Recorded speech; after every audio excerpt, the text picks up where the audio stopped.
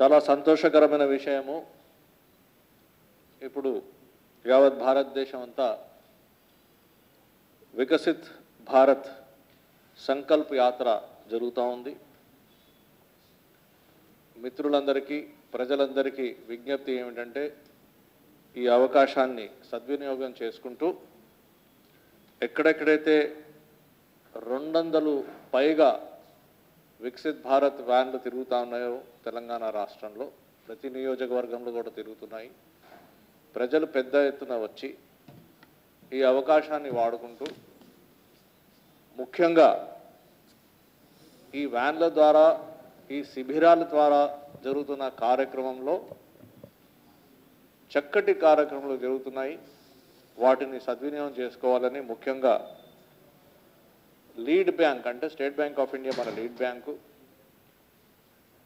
Lead bank ద్వారా స్వానిధి విశ్వకర్మ ముద్ర లోన్లు దరఖాస్తు స్వీకరణ జరుగుతోంది. స్వానిధి ముద్ర విశ్వకర్మ లోన్లు ముఖ్యంగా యువకులకు స్త్రీలకు పనికొచ్చే ఏదైనా ఇండస్ట్రీ పెట్టాలన్నా బిజినెస్ పెట్టాలన్నా యూనిట్లు పెట్టాలన్నా అక్కడ లోన్లు స్వీకరణ దరఖాస్తుల స్వీకరణ జరుగుతుంది. దయచేసి ఈ అవకాశాన్ని వాడుకోవాలని అందరికీ విజ్ఞప్తి చేస్తున్నాం. అదేవిధంగా ఆయుష్మాన్ భారత్ కార్డు కూడా మంజూరు అవుతుంది. మళ్ళీ పిఎం ఉజ్వల యోజన నమోదు కూడా జరుగుతుంది. మెడికల్ క్యాంప్స్ వైద్య శిబిరాలు కూడా అక్కడ ఏర్పాటు చేస్తున్నారు. టీబీ పరీక్షలు కూడా చేస్తున్నారు. మహిళల కోసం ముఖ్యంగా మహిళా పొదుపు సంఘాలకి డ్రోన్ మంజూరు, డ్రోన్స్ కూడా అక్కడ డెమాన్స్ట్రేషన్ చేసి డ్రోన్స్ ద్వారా అగ్రికల్చరల్ ఆపరేషన్స్కి ఎలాగా మనకి డ్రోన్స్ ఉపయోగపడతాయని కూడా డెమాన్స్ట్రేషన్ చేయడం, మహిళల సంఘాలకి సెల్ఫ్ హెల్ప్ గ్రూప్స్కి మిగతా వాళ్ళకి శిక్షణ ఇవ్వడము, లెక్చర్ కమ్ డెమాన్స్ట్రేషన్ కూడా చేసి ఎలాగా వాడుకోవాలని కూడా అక్కడ చూపిస్తున్నారు. దయచేసి సెల్ఫ్ హెల్ప్ గ్రూప్స్ కూడా పెద్ద ఎత్తున వచ్చి ఈ శిబిరాల్లో పాల్గొని డ్రోన్స్ ద్వారా ఎలాగా మన అగ్రికల్చరల్ ఆపరేషన్స్ చేయొచ్చు అనేది అక్కడ నేర్చుకుంటే బాగుంటుందని విజ్ఞప్తి చేస్తున్నాం. అదేవిధంగా కిసాన్ క్రెడిట్ కార్డులు కూడా అక్కడ నమోదు చేయబోతున్నాయి. సో మన రాష్ట్రంలో తెలంగాణ రాష్ట్రంలో 200 పైగా ఈ వ్యాన్లు తిరుగుతున్నాయి. ప్రతి నియోజకవర్గంలో తిరుగుతున్నాయి. మీ నియోజకవర్గంలో కూడా తిరుగుతున్నాయి. దయచేసి ఈ వ్యాన్స్ దగ్గర పెద్ద ఎత్తున పాల్గొని ఈ కార్యక్రమంలో జయప్రదం చేయాలిగా కోరుతున్నాం. అంతేకాకుండా లీడ్ బ్యాంకు మరియు మిగతా bank state bank of India అధికారులు కూడా మేము చేతులు జోడి విజ్ఞప్తి చేస్తున్నాము. పెద్ద ఎత్తున ఈ కార్యక్రమంలో పాల్గొని ముందే ఏ గ్రామానికి వెళ్తున్నారో ఆ గ్రామంలో ముందే ఇన్ఫర్మేషన్ ఇచ్చి అదేవిధంగా అక్కడ ఉన్న యాక్టివిస్ట్స్ ఎవరు ఉంటారో వాలంటీర్స్, చాలా పెద్ద ఎత్తున వాలంటీర్స్ కూడా ఉన్నారు. ఆ వాలంటీర్స్ కూడా ఇన్వాల్వ్ చేస్తే జనాల్ని ప్రజల్ని కూడా తీసుకొచ్చే దానికి పనికొస్తారని. అయితే మిత్రులారా, మనము గతంలో 2G స్కామ్ అని విన్నాం. 2G స్కామ్ గతంలో 2G స్కామ్ అన్నప్పుడు యూపీఏ కాంగ్రెస్ ప్రభుత్వంలో 2G స్కామ్ జరిగింది. అప్పట్లో ఉన్న మంత్రి గారు 1.76 lakh crore స్కామ్ అప్పుడు జరిగింది. సిబిఐకి ఇన్వెస్టిగేషన్ ఇవ్వడం జరిగింది. సిబిఐ కేసుని ఇన్వెస్టిగేట్ చేయడం కూడా మనం అందరం చూసాం. సో ఇక్కడ మళ్ళీ 2G స్కామ్ గురించి మనం ఎందుకు మాట్లాడుతున్నాము అని మీరు అనుకుంటా ఉండొచ్చు.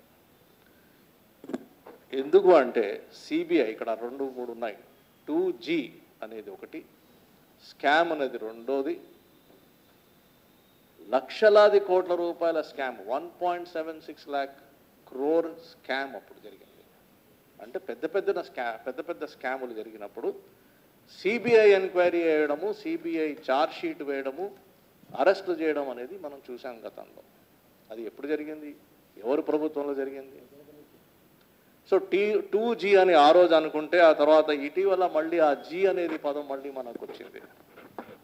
5G అంటున్నాం, 6G అంటున్నాం. 5G అని 5 గ్యారంటీ అని చెప్పి కర్ణాటకలో కాంగ్రెస్ ప్రభుత్వం మళ్ళీ ప్రభుత్వానికి వచ్చింది. 6G అని చెప్పి 6 గ్యారంటీస్ అని చెప్పి మళ్ళీ తెలంగాణ ప్రజలకి చెప్పి ఇక్కడ ప్రభుత్వం ఏర్పాటు చేశారు. మరి 5G అనేది 6G అనేది నాకైతే అనుమానంగానే ఉంది. ఈ 5G అనేది 6G అనేది ఇవి కూడా స్కామా? 2G స్కామ్ ఎలా జరిగిందో మరి 5G 6G కూడా స్కామా అని నాకు చాలా పెద్ద అనుమానంగా ఉంది. ఎందుకు అనుమానంగా ఉందంటే నాకు దానికి కారణాలు ఉన్నాయి. కాంగ్రెస్ నేతలు నాయకులు ఎలక్షన్ కంటే ముందు పదే పదే ప్రతిసారి ఆరోపణలు చేస్తూ వచ్చారు. ఏమని ఆరోపణలు చేస్తూ వచ్చారు అంటే బీఆర్ఎస్ ప్రభుత్వం మీద అప్పులు చేసి తెలంగాణ ప్రజల మీద టోపీ పెట్టి 6 లక్షల కోట్ల రూపాయలు అప్పులు చేశారు అని ఆల్రెడీ ఎలక్షన్ ముందు ఆరోపణలు చేశారు, క్రిటిసైజ్ చేశారు. ఆ 6 లక్షల డెట్ ఉండగా ఈ 6G గ్యారంటీస్ ఏవైతే ఇచ్చారో ఈ 6G గ్యారంటీస్కి ఏమైనా అసలు ఫస్ట్ ఆఫ్ ఆల్ మీరు ఈ 6G గ్యారంటీస్ని మనము అమలు చేయాలంటే ఎన్ని రూపాయలు కావాలి, ఎన్ని లక్షల కోట్ల రూపాయలు కావాలని అంచనా వేశారా? లేదా వేయకుండా దిగిపోయారా? అసలు అంచనాలు లేకుండానే మీరు ప్రజలకు వాగ్దానాలు చేశారా? ఒకవేళ అంచనాలు వేయకుండా ప్రజలకు వాగ్దానాలు చేశారంటే ఇది కేవలం మోసము తప్ప ఇక్కడ ఏమీ లేదు. ఒకవేళ మీరు అంచనాలు వేసి మాకు ఈ 6 గ్యారంటీస్ అమలు చేయాలి అంటే ఈ టర్మ్లో 5 సంవత్సరాలకి మాకు 6 లక్షల కోట్ల రూపాయలు కావాలా, 12 లక్షల కోట్ల రూపాయలు కావాలా, 18 లక్షల కోట్ల రూపాయలు కావాలనే అటువంటి అంచనా ఏమైనా ఉంటే వైట్ పేపర్ తీసి ప్రజల మధ్యలోకి రండి. మీరు చిత్తశుద్ధి ఉంటే మీకు, if you are sincere, please come out with a white paper and tell what is the total money that you require to fulfill the 6 guarantees that you are talking about in these 5 years. Do you have any idea? Do you have any idea? If you have any idea, please produce your white paper. గౌరవనీయులు ముఖ్యమంత్రి గారు రేవంత్ రెడ్డి గారు అపోజిషన్లో ఉన్నప్పుడు, election కంటే ముందు ఉన్నప్పుడు, election run-up canvassing చేసేటప్పుడు చాలా డిమాండ్స్ చేశారు. నేను మళ్ళీ అక్కడికే వస్తున్నాను, సిబిఐ ఎంక్వైరీ వరకు వస్తున్నాను. ఆయన చేసిన వాటిల్లో చాలా వరకు ఫెయిర్నెస్ ఉంది. ఎక్కడ సిబిఐ ఎంక్వైరీస్ అతను రిక్వెస్ట్ చేశారు, డిమాండ్ చేశారు. ప్రీ ఎలక్షన్స్లో నయీం కేసులో, నక్సలైట్ నయీం కేసులో ఏమి జరిగింది, ఆయన ఆస్తులన్నీ ఎక్కడున్నాయి, 1000 కోట్ల ఆస్తులు ఎక్కడున్నాయి, ఇప్పుడు ఆ డబ్బులు ఎక్కడున్నాయి, 1000 ఎకరాల భూములు ఆయన కబ్జా చేసిన భూములు ఎక్కడున్నాయి, అతను సేకరించిన AK-47 అది 100 కావచ్చు 1000 కావచ్చు మనకు తెలియదు, ఆ AK-47 వెపన్స్ ఎవరి దగ్గర ఉన్నాయి అని డిమాండ్ చేశారు ఆయన. అదే నయీము కేవలం తెలంగాణ రాష్ట్రం కాదు, అతని ఆపరేషన్స్ ఒక రాక్షసుడిలాగా తెలంగాణ, ఆంధ్రప్రదేశ్, మహారాష్ట్ర, కర్ణాటక, ఒరిస్సా అన్ని రాష్ట్రాల్లో వ్యాపించిపోయింది.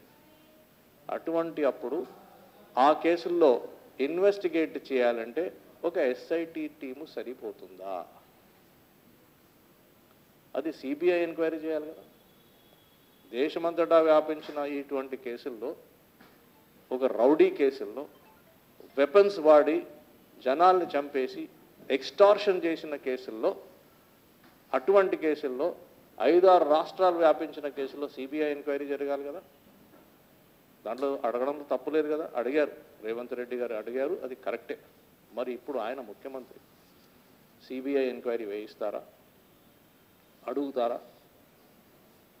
వేచి చూడాలి. ఎందుకంటే దీంట్లో వేలాది కోట్ల నగదు క్యాషే కాకుండా వేలాది ఎకరాల భూములు కూడా కబ్జాలో ఉన్నాయి. అవన్నీ ఎక్కడ ఉన్నాయి? ఎవరు ఆ 1000 ఎకరాల భూములని ఇప్పుడు ఎవరు స్వాధీనంలో ఉన్నాయి? ఎవరు ఎంజాయ్ చేస్తున్నారు ఆ భూములని? అదేవిధంగా చూస్తే మరి కాళేశ్వరం లిఫ్ట్ ఇరిగేషన్ ప్రాజెక్టు వరకు వస్తే ఏ రోజైతే మేడిగడ్డ ఇన్సిడెంట్ జరిగిందో ఆ రోజు మొట్టమొదట నేనే అక్కడ పరిగెత్తి వెళ్ళాను. అదే సమయంలో ఇప్పుడు మంత్రి గారు శ్రీధర్ బాబు గారు కూడా అక్కడికి వెళ్ళారు. ఈ మధ్య కాలంలో ప్రభుత్వం ఏర్పాటు చేసిన తర్వాత హెలికాప్టర్లో మంత్రులు కూడా పోయి చూసి వచ్చారు. సరే, ఏ రోజైతే జరిగిందో ఆ రోజే తేల్చి చెప్పేశారు రేవంత్ రెడ్డి గారు, కాంగ్రెస్ లీడర్లంతా, ఇది చాలా పెద్ద స్కాము. 36,000 కోట్ల రూపాయలతో ఏర్పాటు చేయవలసిన ఈ కాళేశ్వరం ప్రాజెక్టు డిజైను రీడిజైన్ అనే స్వయాన ముఖ్యమంత్రి కేసీఆర్ గారే అసెంబ్లీ ఫ్లోర్ మీద నేనే డిజైన్ చేశానని ఎన్నోసార్లు చెప్పుకున్నారు అని రేవంత్ రెడ్డి గారు కూడా చెప్పారు. అంచెలంచెలుగా అది పెంచుకుంటూ 36,000 కోట్ల రూపాయల ప్రాజెక్టుని 1,50,000 కోట్ల రూపాయలు ఖర్చు పెట్టారు. దాంట్లో 80,000 కోట్ల రూపాయలు రుణాలు తీసుకున్నారు. ఆ 80,000 కోట్లు తీసుకున్న రుణాల మీద ప్రతి సంవత్సరము లోన్ కడుతున్నారు, ఇంట్రెస్ట్ కడుతున్నారు. ఇంట్రెస్టే 8,000 కడుతున్నారు. ఇదంతా స్కామ్ అని ఆ రోజే రేవంత్ రెడ్డి గారు చెప్పారు, కరెక్ట్గా చెప్పారు. ఆ రోజే రేవంత్ రెడ్డి గారు దీని మీద సిబిఐ ఎంక్వైరీ జరగాలని ఆ రోజే డిమాండ్ చేశారు, కరెక్ట్గా డిమాండ్ చేశారు. ఇప్పుడు ఆయన ముఖ్యమంత్రి గారు, మరి ఇప్పుడు సిబిఐ ఎంక్వైరీ ఆర్డర్ రిక్వెస్ట్ చేస్తారా, చెయ్యరా? ఆ రోజు చేసింది ఆయన మర్చిపోయారు నేను అనుకోవట్లేదు, ఆయన గుర్తుంది, ఆయనకు తెలుసు. ఆయన ఇచ్చిన ప్రెస్ స్టేట్మెంటే, ఆయన ఇచ్చిన స్టేట్మెంట్స్ మీదనే ఇక్కడ క్లియర్గా రాస్తుంది 40,000 కోట్ల స్కామ్. 40,000 కోట్ల స్కామ్లో ఇది ఎవరి చేతుల్లో పోయింది, ఎవరి జోబుల్లో పోయిందని ఆ రోజు ఆయన కరెక్ట్గా ప్రశ్నించారు. ఆ రోజే ఆయన సిబిఐ ఎంక్వైరీ వేయాలి అని డిమాండ్ చేశారు. మరి ఇప్పుడు ముఖ్యమంత్రి గారు కదా, సిబిఐ ఎంక్వైరీకి డిమాండ్ చేస్తూ లేఖ రాస్తారా, రాయరా? ఎందుకు అంటే 40,000 కోట్ల రూపాయలు ఇక్కడ గల్లంతు అయ్యాయి. 40,000 కోట్ల రూపాయలు గల్లంతు అయినాయి పేర్కొన్న ఆయననే ఆ రోజు సిబిఐ ఎంక్వైరీ అడిగి ఈరోజు గమ్మున ఉన్నారు అంటే దాని అర్థం ఏంటి అని ప్రజలు అడుగుతున్నారు. ప్రజలకు మన సమాధానం చెప్పే అవసరం ఉంది. ముఖ్యమంత్రి గారు దయచేసి నేను మీ మాటల్నే రిపీట్ చేస్తున్నాను, మళ్ళీ మీరు చెప్పిందే మీకు గుర్తు చేస్తున్నాను. దయచేసి సిబిఐ ఎంక్వైరీ డిమాండ్ చేస్తూ మీరు లేఖ రాయాలని ప్రజలు అడుగుతున్నారు. అదేవిధంగా Telangana state public service commission ఇంతకంటే యువకుల మీద చరిత్రలో, భారతదేశ చరిత్రలో ఇంతకంటే పెద్ద మోసము ఎప్పుడు జరగలేదు. This is a very big scam. This is a very big scam on youth of this country. ఏమాత్రం భయం లేకుండా, ప్రజాస్వామ్యం అంటే ఏంటి అని భయం లేకుండా, ఎవరికి చెప్పే అవసరం లేదు అనే ఒక ధీమాతోని ఒక కుటుంబ పాలనలో ఉన్న ఆ బీఆర్ఎస్ పార్టీ పబ్లిక్ సర్వీస్ కమిషన్లో టెక్నాలజీ అండ్ ఐటీ ఫెయిల్యూర్ రకరకాలుగా ఐటీ ఫెయిల్యూర్స్ చేసి లీకేజ్ చేసింది బీఆర్ఎస్ ప్రభుత్వం. పేపర్ లీక్ చేసిన తర్వాత 35 లక్షల మంది యువకులు ఉద్యోగాల కోసం వెయిట్ చేస్తున్నారు తెలంగాణలో. 2.5 లక్షల మంది ఉద్యోగులు తెలంగాణ పబ్లిక్ సర్వీస్ కమిషన్లో అప్లికేషన్స్ వేసి ఎగ్జామినేషన్ కోసం ప్రిపేర్ అయ్యారు. వాళ్ళందరికీ అడ్డంగా ఏమాత్రం సిగ్గు లేకుండా వాళ్ళందరికీ చీటింగ్ చేశారు. అది కరెక్ట్గా గ్రహించిన రేవంత్ రెడ్డి గారు ఆ రోజు పత్రికా విలేకరికి చెప్పారు, సిట్ కాదు.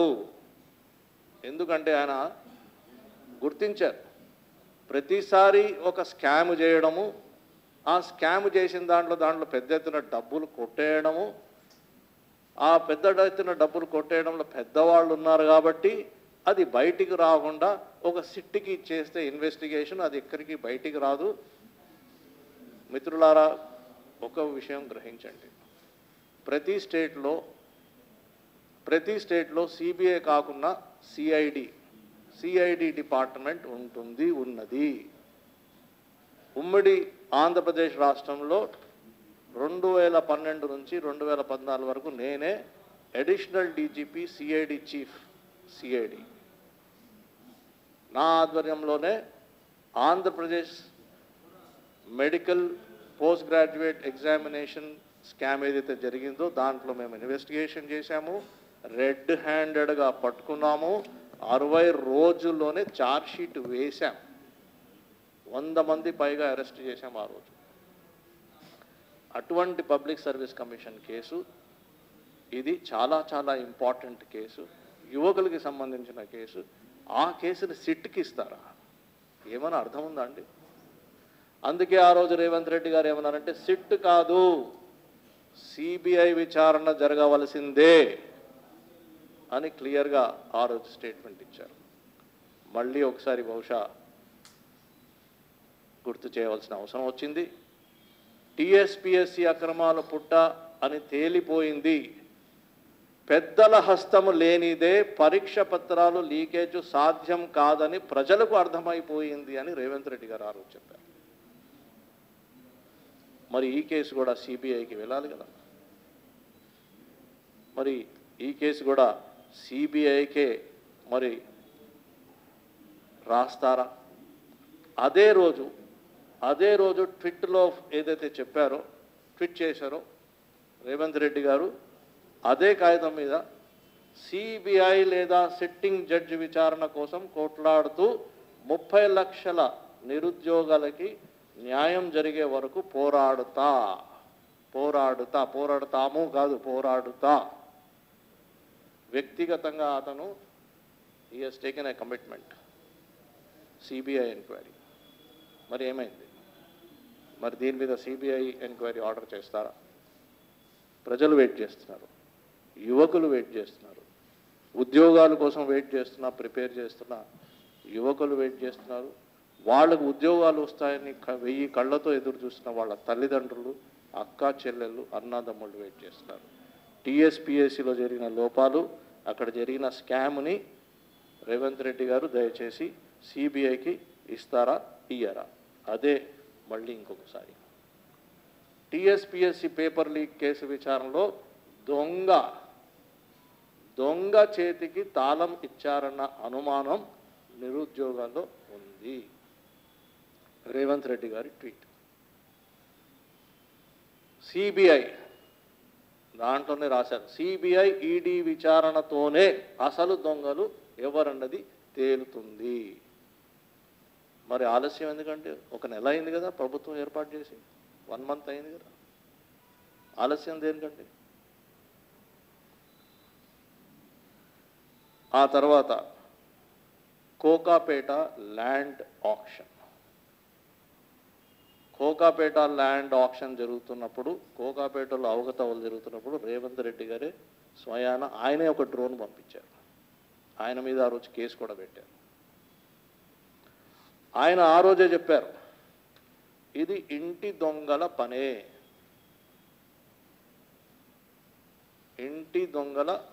అని ఆ రోజే ఆయన చెప్పారు.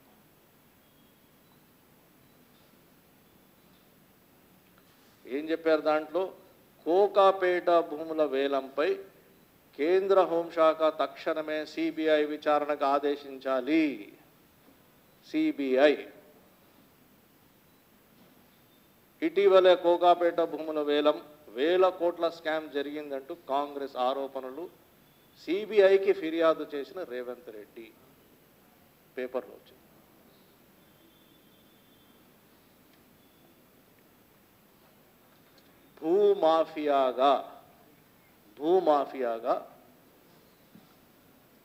భూమాఫియాగా కేసీఆర్ కుటుంబం, ఆ అంశంలోనే ఇది చెప్పారు. ఈ విషయం మళ్ళీ అక్కడే సిబిఐకి ఫిర్యాదు కూడా చేశారు ఆయన. as an opposition leader. Now he is the Honorable Chief Minister. As a Honorable Chief Minister, he can always write. అంతేకాకుండా ఇంకొక విషయం నేను ప్రభుత్వానికి గుర్తు చేస్తూ డిమాండ్ చేస్తున్నాను. ఔటర్ రింగ్ రోడ్ ఫార్మేషన్ చేసినప్పుడు ఏదైతే ల్యాండ్ ఎక్విజిషన్ చేశారో ఇప్పుడున్న outer ring road 162 kilometres outer ring రోడ్కి ఏదైతే ల్యాండ్ ఎక్విజిషన్ చేశారో ఆ రోజు కూడా కాంగ్రెస్ ప్రభుత్వం ల్యాండ్ ఎక్విజిషన్ చేసింది. ఆ ల్యాండ్ ఎక్విజిషన్లో ఎక్కువ శాతము భూములని కబ్జా చేసి దౌర్జన్యం చేసి లాక్కునేది దళితుల భూములు. దళితుల భూములని ఎలినేటెడ్ ల్యాండ్స్ని దౌర్జన్యం చేసి తీసుకుంది ప్రభుత్వం ఆ రోజు. ఇప్పుడు RRR ఎలినేషన్ జరుగుతాం. RRR ఎలినేషన్లో దయచేసి మళ్ళీ దళితుల భూములు దౌర్జన్యం చేసి లాక్కోవద్దని విజ్ఞప్తి చేస్తున్నాం. ఈ విధంగా చూస్తే మళ్ళీ మిత్రులారా outer ring road toll tender advance 7 ఇయర్స్గా చేసి కేసీఆర్ ప్రభుత్వము more than 7,000 crores రేస్ చేసింది. దానికి కూడా రేవంత్ రెడ్డి గారు అపోజ్ చేశారు. మరి దీని మీద విచారణ ఏమిటి? సిఐడి విచారణ, సిబిఐ విచారణ మీ ఇష్టం, చేయాలి కదా, అర్జెంటుగా ఆర్డర్ చేయండి. అదేవిధంగా ఎక్సైజ్ టెండర్స్ కూడా అడ్వాన్స్గా చేశారు. దాని మీద విచారణ ఏంటి? ఆ డబ్బులు ఎక్కడున్నాయి, ఎక్కడ పోయాయి? ప్రతిసారి హెచ్ఎండిఏ చేస్తున్న ప్రతి అంశము, ప్రతి డెవలప్మెంట్ అనే పని మీద డబ్బులు రేజ్ చేసింది హెచ్ఎండిఏని చాలా క్లోజ్గా ఫాలో చేసి, నా దగ్గర చాలా పేపర్ కట్టింగ్స్ ఉన్నాయి చూపించగలరు, చాలా క్లోజ్గా ఫాలో చేసి రేవంత్ రెడ్డి గారు హెచ్ఎండిఏ మీద చాలాసార్లు డౌట్స్ వ్యక్తం చేశారు. ఆ హెచ్ఎండిఏ మీద టోటల్ ప్రక్షాళన చేసి ఎంక్వైరీ చేసి దయచేసి ఎస్ఐటి లాంటి టీంలు పెట్టద్దు, పెడితే సిఐడి అయితే సిబిఐ.